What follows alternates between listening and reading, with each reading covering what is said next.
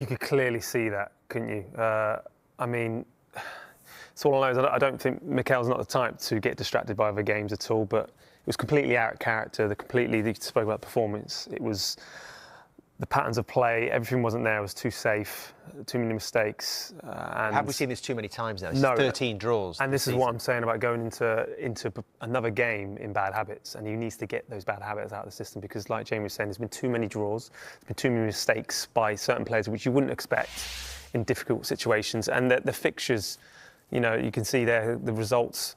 Look, it's been a bit indifferent, but that's what I'm talking about, the draws, and particularly the teams you're playing against as well, who you'd expect Arsenal to get points from.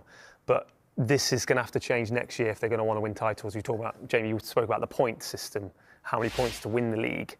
Nowhere near at the moment if they want to win the league, right, with points. And do these drop points that we've seen consistently over these challenging few weeks and months, does that all play into this concern that for Arsenal, they still are going to have a bit of a headache before this season is out? Yes, they've got the Champions League games that will almost take care of themselves.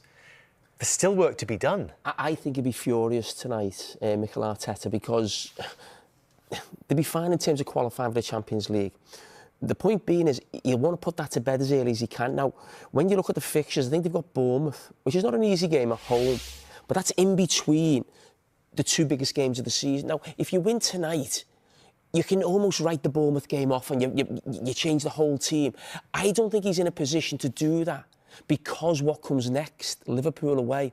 So if you put a really weakened team out against Bournemouth, which I think he would have wanted to do, to really go for this Champions League final, and you lose the game, and then you go to Anfield, and there's a good chance you're probably going to lose at Liverpool on the back of playing PSG. Liverpool are at home with a free week. If you lose the next two games, the others are a point or two behind you. And then you go and, I mean, you've got Newcastle. And then Newcastle becomes a crunch game, doesn't it? Exactly. So that's why I think he'd be furious. And that's why I think he went with his team as strong as he did at Ipswich. It's like, put this to bed now, and then we can concentrate on the two Paris Saint-Germain games, and we'll be fine. And they'll qualify for the Champions League next year, of course they will. But you just don't want that sort of thing. You know, you're looking behind, you're looking over your shoulder. I mean, I've just looked at the stats then. You can't believe when you look at obviously, the 6 points ahead of City. City have had an awful season by their standards. They've won the same amount of games in the Premier League. They've both won 18. You can't believe that. And that's when you just look at the numbers of the other teams there.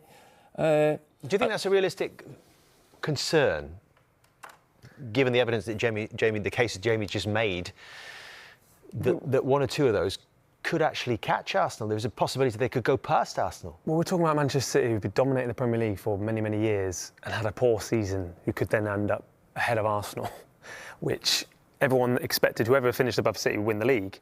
And yeah, I think that's the disappointing things, because there's been certain situations in this season where, you know, there's been discipline issues, there's been, you know, referees' decisions, or whatever you want to see it, injuries as well plays its part. But it just shows there for me that certain players, obviously going back to Odegaard, starting to feel a bit comfortable and not being pushed a bit more. And there's a sense of that in some performances. What about the goalkeeper tonight? Would that be a concern?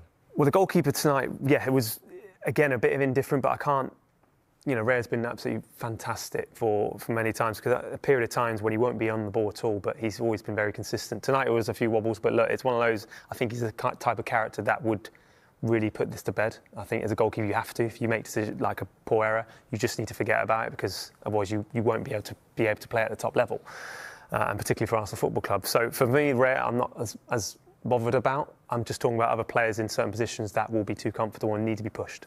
I think just looking at that, I still think Mikel Arteta's got to be really brave in the Bournemouth game, and I think he does have to change the majority of the players, because Arsenal in the Champions League semi-final, a chance to win the Champions, you've got to go for it. The reality is, I'm not sure he can. I know. He had four players on the bench tonight. He never started a Premier League game. The point I'm trying to make is, sometimes as a manager, you have to make a brave decision, and the likelihood is they'd still qualify for the Champions League, but as I said, he won't want it. It'll be in the back of his mind, or what do we do in the Bournemouth game?